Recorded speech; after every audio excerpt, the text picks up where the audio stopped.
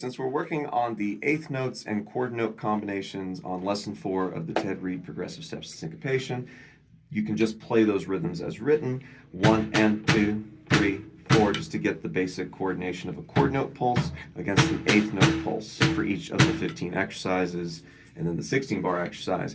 But on drum set, a way you can approach this in the context of a money beat is you can say, okay, I'm going to change between two subdivisions in the hi-hat, starting with eighth notes, 1 and 2 and 3 and 4, and quarters, 1 and 2 and 3 and 4, and notice how I'm vocalizing the eighth notes even though I'm playing the quarters.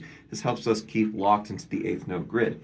So let's say you're playing a kick drum pattern that's maybe something like this. We've been working on this today. 1 and 2 and 3 and 4 and. So those are the only two eighth notes we're playing.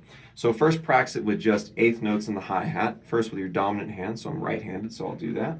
1 and 2 and 3 and 4 and 1 and 2 and 3. Now quarter notes in the hi-hat. 1 and 2 and 3 and 4 and. Notice I'm still subdividing eighth notes in my voice, so I can really hear that grid. 1 and 2 and 3 and 4 and 1 and 2 and 3. Now quarter notes. 1 and 2 and 3 and 4 and 1 and 2.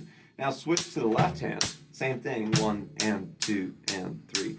Keep subdividing with your voice.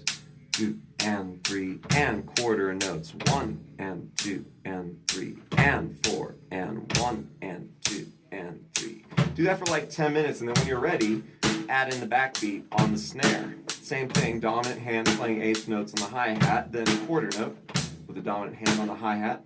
Keep that backbeat going on the snare, and then flip the hands.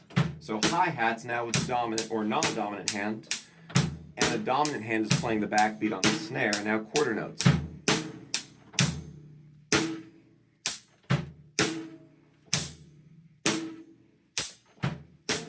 1 and